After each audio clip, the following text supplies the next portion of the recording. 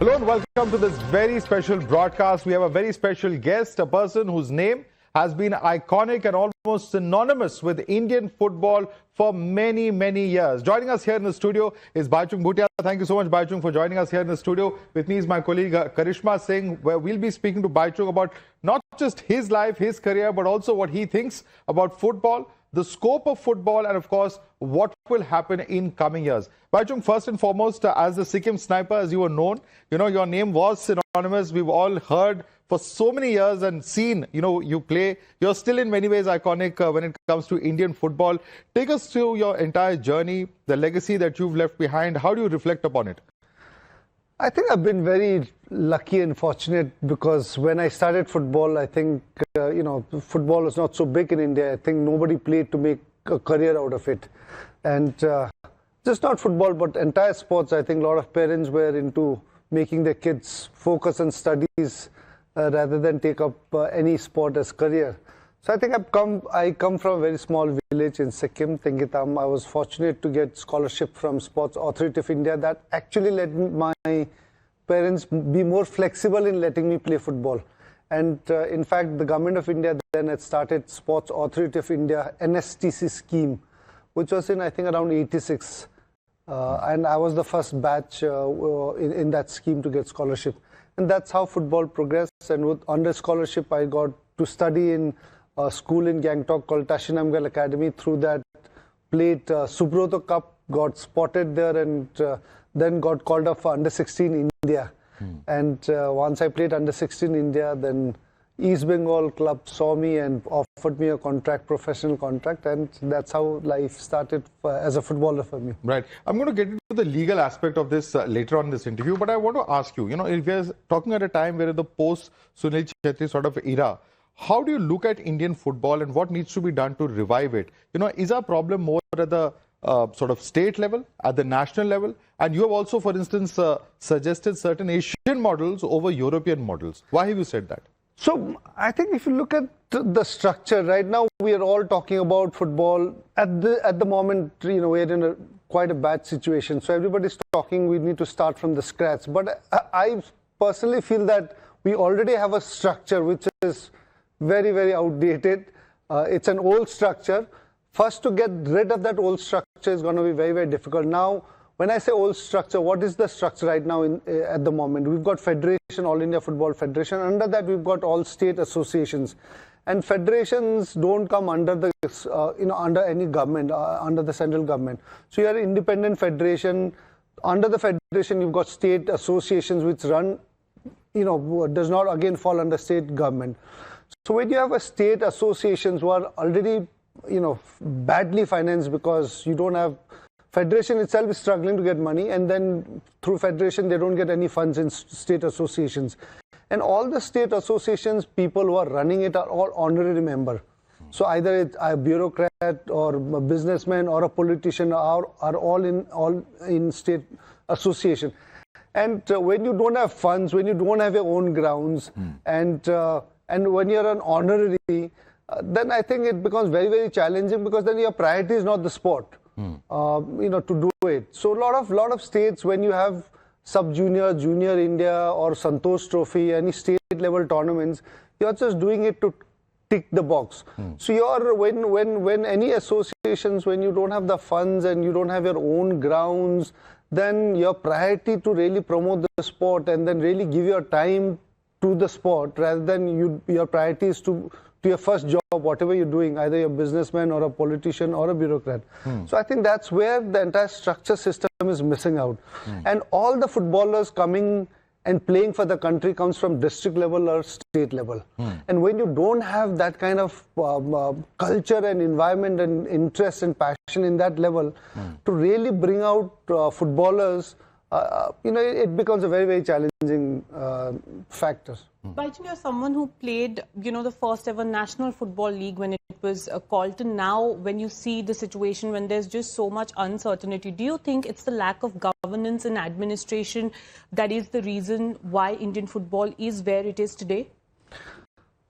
I played in leagues when National League was, I think, started in 97, and I started my footballing career in 93, 94. So I've played in a system where there was no National League or ISL or I-League. There was no league at all. Everything was organized, and mostly the football was dominated in Bengal with East Bengal, Mohammedan Sporting. And we had a lot of smaller tournaments like Kolkata League, IFA Shield, Rovers, Durand Cup, DCM Cup. So it was more on those lines. Yes, after the National League came in, then the football has evolved quite a lot in terms of good, because National League, then I-League, and now ISL. So coming in from what I started and looking right now, obviously it's made a huge leap. But yes, when you've made so much progress, and right now when we are struggling that ISL is yet to start, it is a very challenging factor. But again, when you look at the situation with ISL right now, I think you can't completely blame on the federation as well, because what has happened, the contract with the FSDL is come to an end right now, and the entire AIFF constitution wasn't there for the last 3-4 years, and FIFA had suspended All India Football Federation, and we were hosting under-17 girls. And then the Supreme Court intervened and said, we have to host the under-17 World Cup, and they made temporary quick elections for the under-17 World Cup to happen in India, and the ban was lifted by FIFA. And that was a temporary body after the election, which the Supreme Court has made it very, very clear. And I think at that moment, the Supreme Court and the Federation should have, first thing was to have made the constitution, because we had no constitution. And I personally was also one of people fighting for having a constitution. And if they had done it just after the FIFA Under-17 World Cup Women's had happened, which was 3-4 years ago, if we had a constitution, then under the constitution we could either have a new election, or the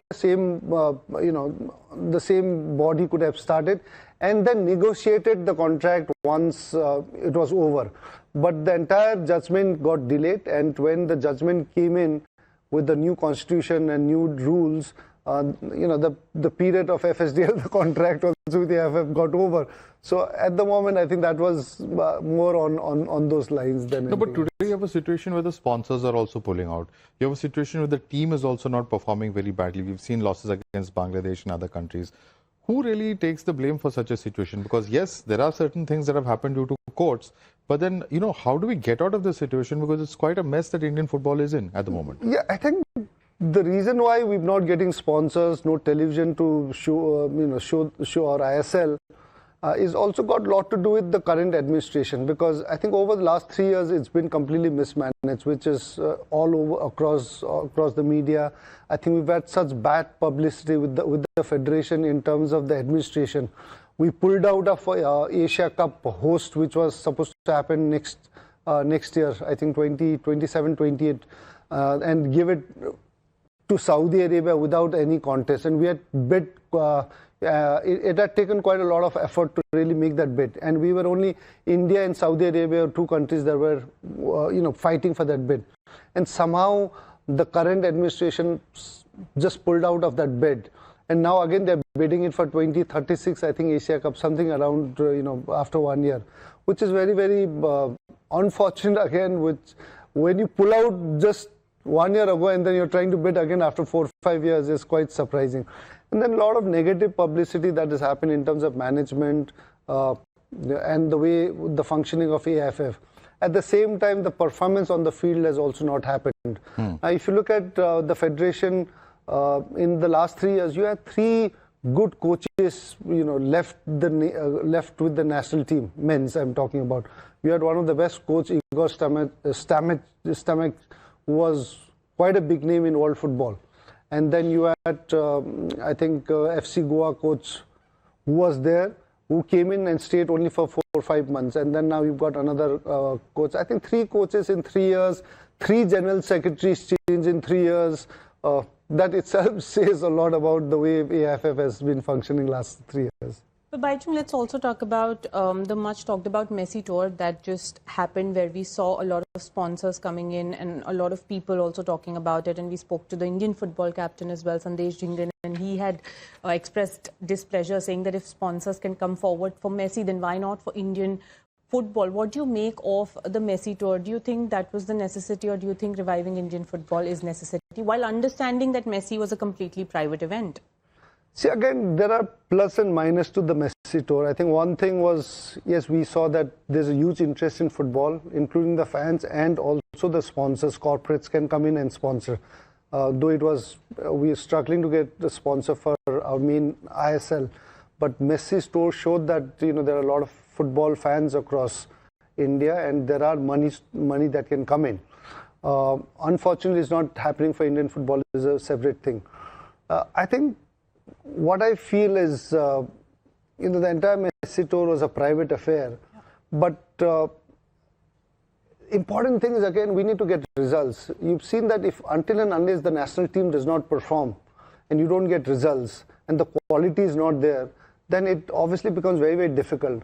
And today, no matter what we talk about Indian football, but a lot of kids are playing football because of Messi and Ronaldo. And we would want to see our kids idolize our local Indian stars like Sunil Chhetri or some other Indian players. But the main thing is, I think even with Messi and Ronaldo's fame and Premier League and Champions League and World Cup, I think there are a lot of kids playing football because of Messi and Ronaldo, and that is a very positive sign. But I think at the end, it is up to how we develop our football. And earlier you had spoken about, and I had said about we need to follow Asian model kind of thing. Right now, I think we're talking more on European football, which is great.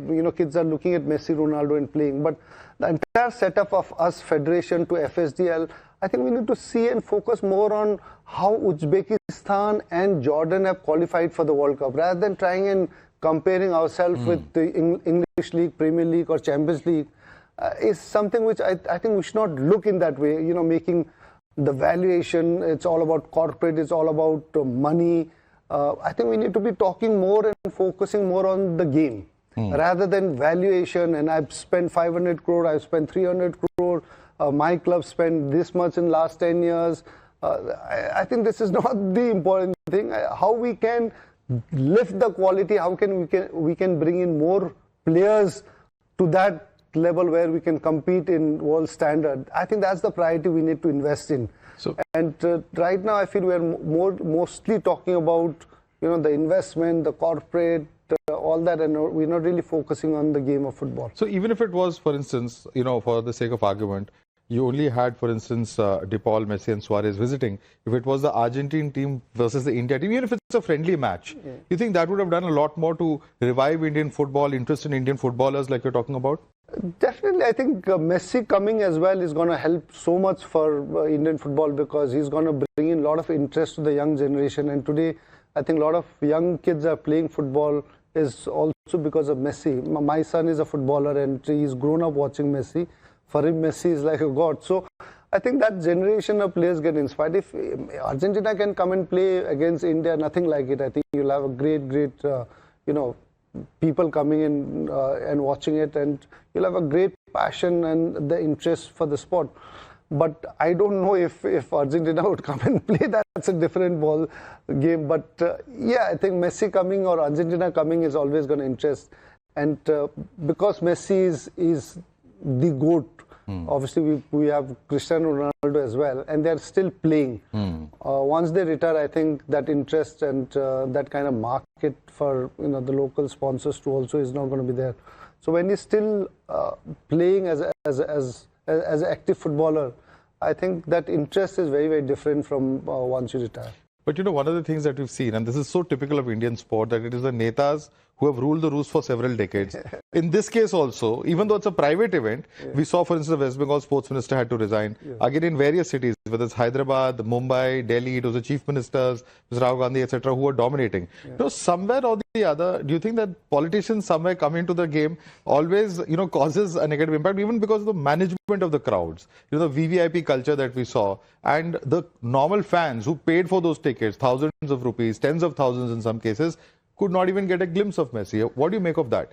No, I think Messi's tour of India has really exposed the VIP culture in sports, and which was very, very good, I feel. And it's been happening over the years. And I think this has to stop. You know, there have been a lot of events I've gone to, either in small villages or bigger cities or bigger events as well. You have to wait for the VIP, the chief guest, to come in, shake hands with the players, have a photo op, and some of the places even have VIPs give you speech for half an hour, and the players are just standing in line. I think the most important thing should be the sports and the sports person. Whether you have a chief guest, the ministers, or any top bureaucrat coming in, let them be in the stand, watch the game, and give away the prizes later on if it's a final. But you don't have to entertain the VIPs here. And I think the mindset of India today, and you know, it's only about, when you look at stadiums as well, a lot of the stadiums constructed in India are made by the engineers who are who's never played any sports. So their only thing about making any sports infrastructure is where the VIP is going to sit, where the parking for VIP is. They never worry about the spectators who are coming to the fans. And there are a lot of stadiums, top big stadiums in India today, where you don't have proper parking and proper bathrooms for spectators to come and watch. So how do you encourage to come with your family, kids, or you know, a mother, wives to come into the stadium, and which is very, very unfortunate. So I think Messi's tour has really exposed it, and I hope people learn from this. Whoever is organizing any big tournaments, small tournaments across, I think the sport has to be priority. People have come there to watch the sport. Not for VIPs to shake hands and give speech and you know all that stuff.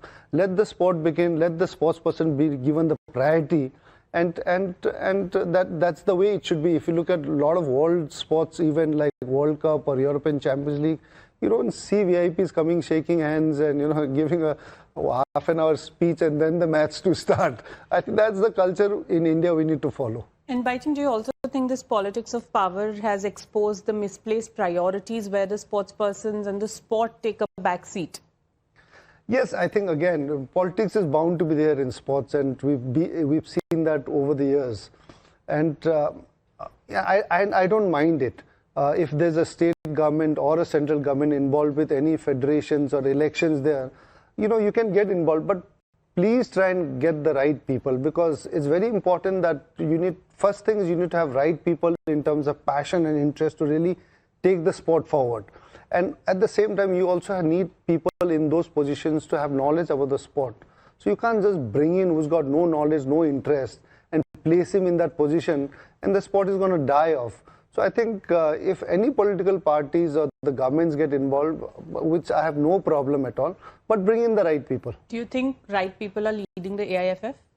I think you've seen the results. I don't need to speak about it. You can go to AIFF website or the social media, and the fans will tell you whether it's been led by the right people. In the last 3 years, I think it's been disaster, because just not on the field, off the field as well, but on the field as well. From 100 ranking, top 100, we've gone to 142. We might go into 150 in few months' time. And to get back to top 100 is going to be very, very challenging. And rankings are very, very important, because when your fixtures are made for the qualification of Asia Cup or the FIFA World Cup, any tournament, the ranking comes in a big factor. And when you are ranked properly, you don't get that difficult teams to really play in the initial stages.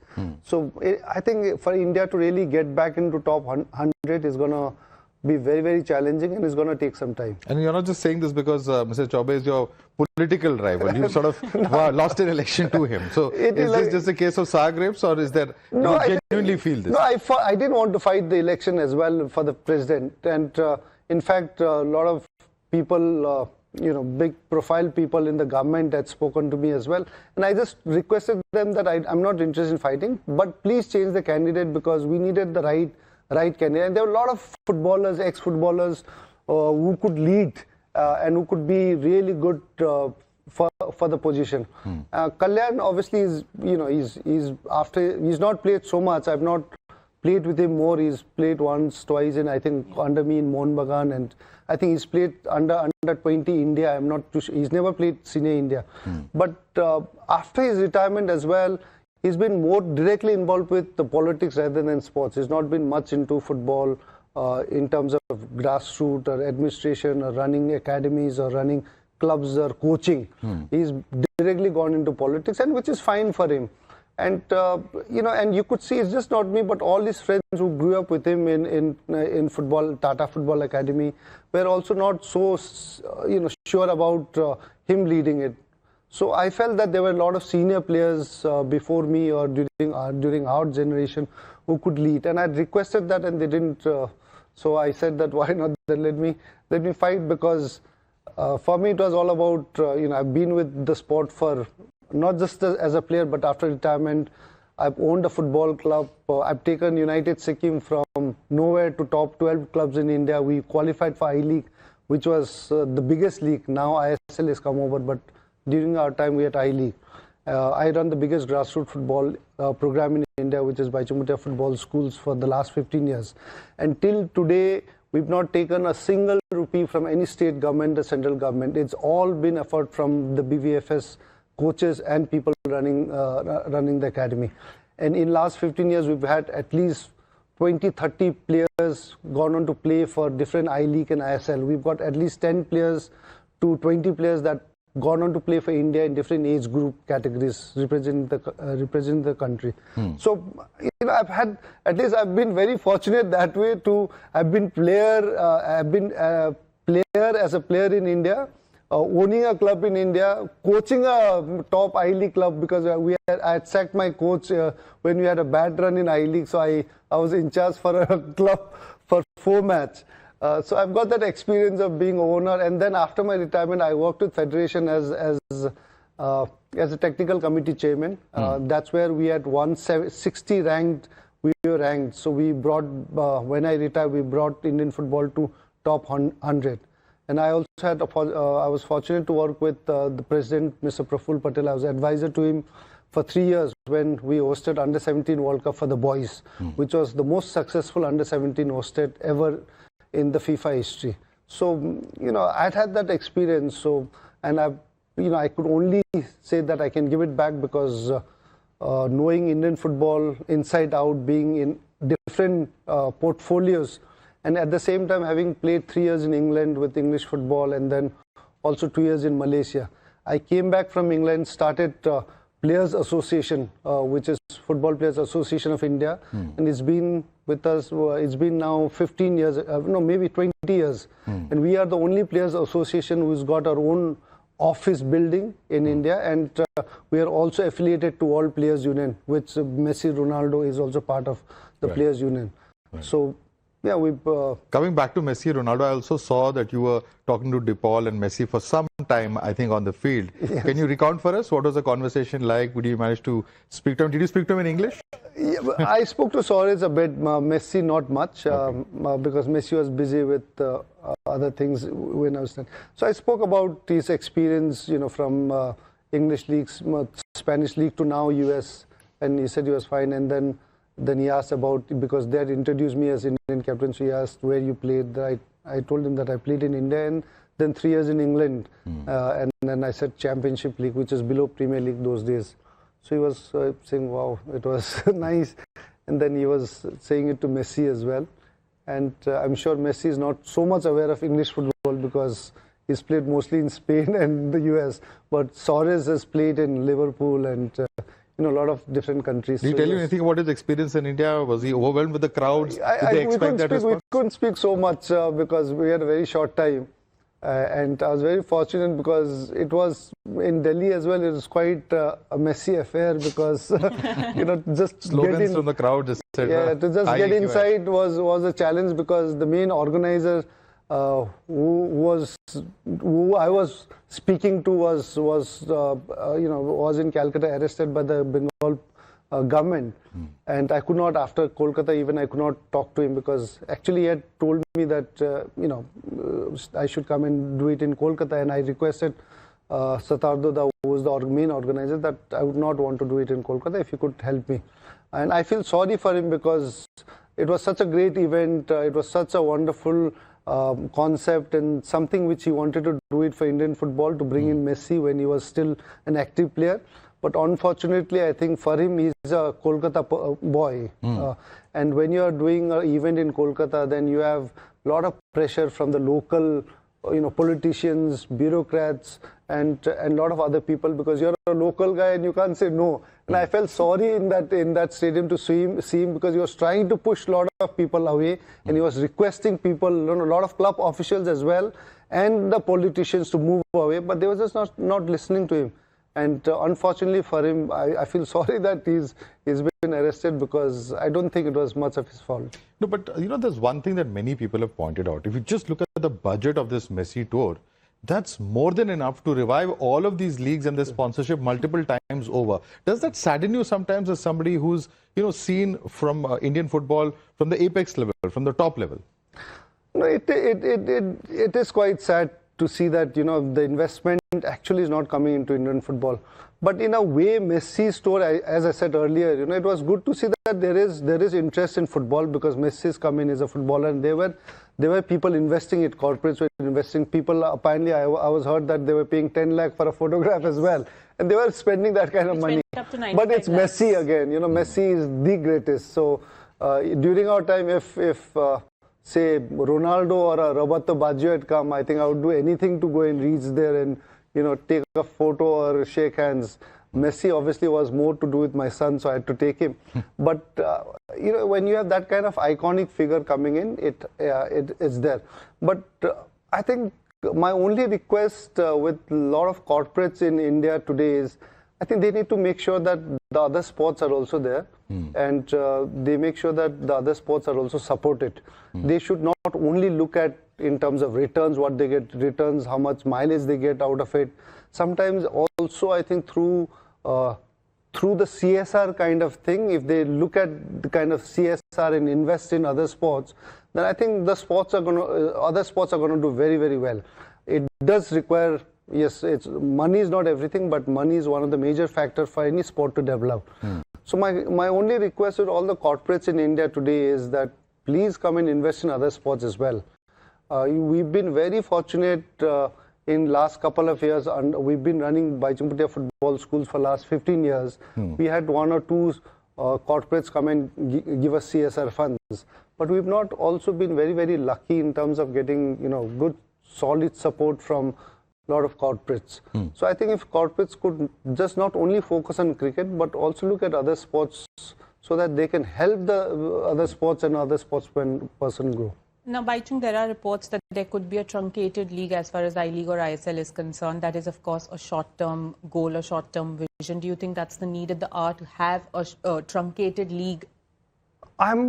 Because I don't know exactly what the proposals are and all that stuff, but I've been hearing there are two types of proposal which has been put. But yes, in a way, if Federation feels that they have the knowledge, they have the capability to organize the highest league in India, I think it's the best thing that can happen. There are leagues like IPL cricket has been organized under the BCCI banner, which has been very, very successful. If All India Football Federation feels that they have got the capabilities and the network and the kind of sponsors they can get in, which is very, very fine. But I personally feel, as I said earlier, our main focus has to be football. And today, if you have the money, you are the only team that can play, or a corporate team that can play the league, is not right at all. I think there are leagues, there are clubs, like I ran United Sikkim for 15-20 years, and we were in I-League. When the ISL just started coming in, there were a lot of I-League clubs that contributed to Indian football for over 20 years, 30 years. Today, clubs like Salgokas, Sporting the Club Dempo, United Sikkim, Lajong is still there. There are a lot of clubs. When ISL came in, we had to shut down. And we've invested a lot of our time, energy, obviously money a bit as well, but your time, energy into it. And we couldn't afford that kind of budget, so we had to close down. So in a way, I think, and it's not that during our time when I-League happened, our performance and our standard of Indian football was very low. It was even better than what it was, because if you look at the rankings, we are much better ranked than now what it is. So I think the focus has to be sports and football. How you can get, all kinds of teams to come and participate. And unfortunately, when ISL started, we did not even have Mohun Bagan, East Bengal, Mohammedan Sporting playing the ISL, because they were an iconic club. Because they didn't have the money, So they were not allowed to play. They couldn't fund that kind of money, and they have to be bought up by some corporate to take over and come into ISL.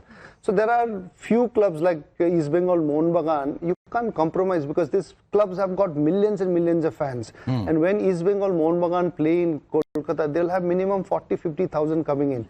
And you need those fans as well to get your league standard in terms of passion, interest, and the viewership in the stadium.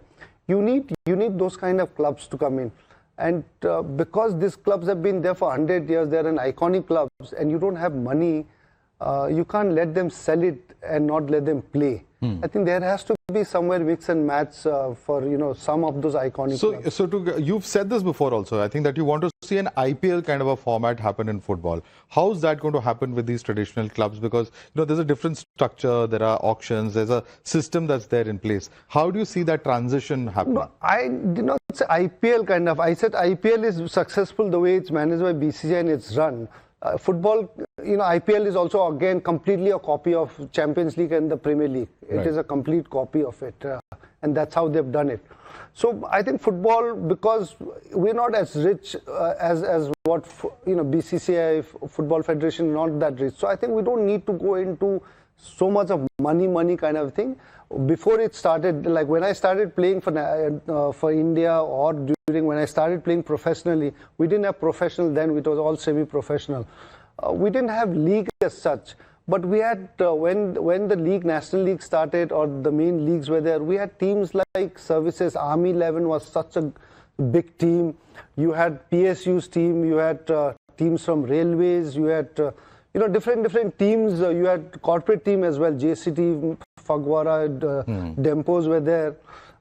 They were clubs, and I think sometimes if you're only looking at you have to pay that much, your budget has to be that much, then it becomes very, very unfair. If today Services, the Army team plays for the main league, I think they'll be equally as good as any other team in the ISL. Right. And they would be more disciplined and working more hard, and you could actually get a lot of players out of them. So unfortunately now what has happened is only ISL is getting it. Your focus on a lot of players are getting into ISL. So ISL, only few out of 10% of the players get good salary. So 80 to 90% are still not struggling. So much. So a lot of good players looking at not getting into ISL means they're getting into teams like Army and Railways. They're taking up jobs. And when they take up jobs, and these are good players, good quality players, taking a more secured life, playing football, taking job, rather than gambling on professional. But then these players could easily go on to play for India. But once they take the job, they're not noticed. They don't play in highly competitive tournament or league. So they don't, their standard obviously is not going to come up. And then they lose out. And when these players get lost, it is the loss of, I think, the Federation and the India as well, because there are some good players just opting for job with a lot of, armies, railways and all that.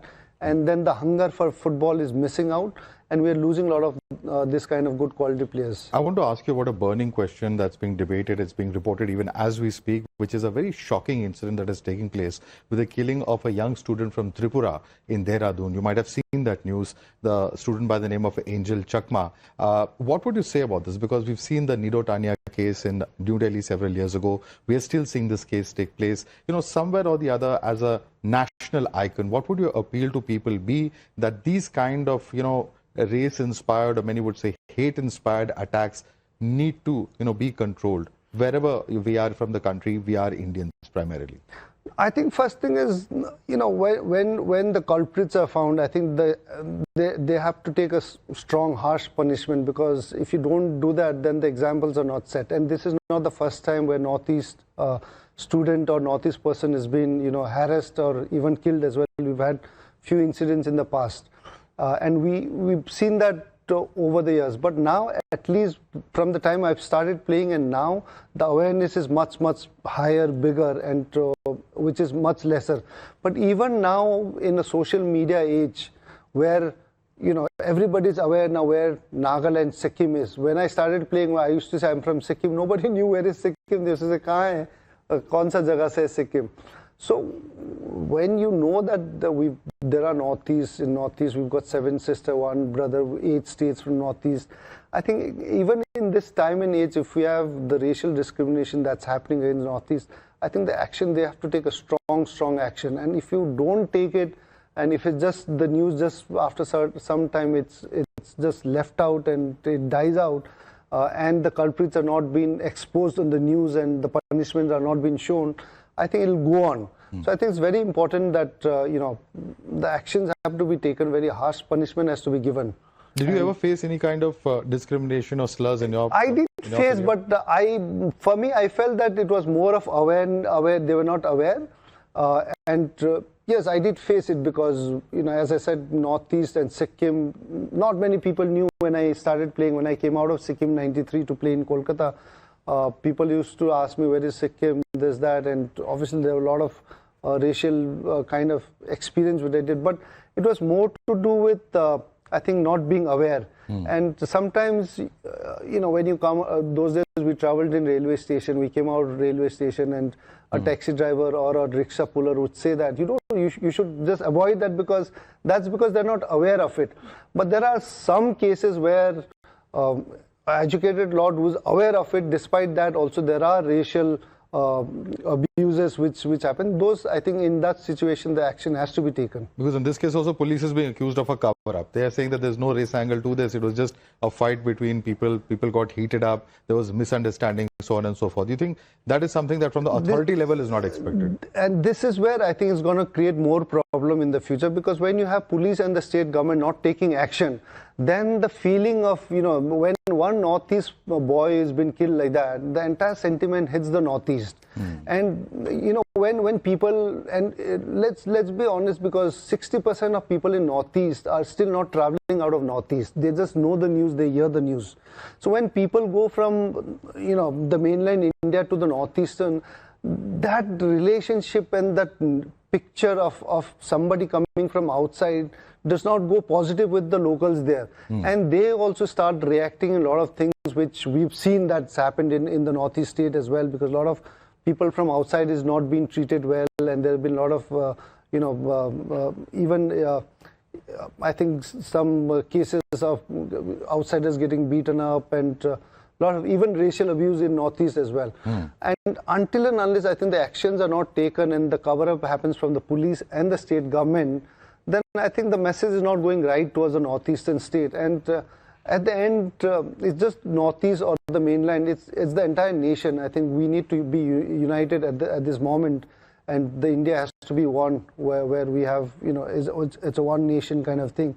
And this kind of things are just going to put a lot of negativity in people, and just not in Northeast, but also in mainland India. And that's going to create a lot of rift, and later on you'll see some kind of incident in Northeast with some mainland. Let's hope that doesn't happen. Let's hope that calmer tempers prevail. I think it's very, very important that you are speaking out very candidly. And Bhaichung, I'd like to thank you so much for coming here to our studio, speaking so candidly to Karishma and me in this very special broadcast. Thanks so much for joining us.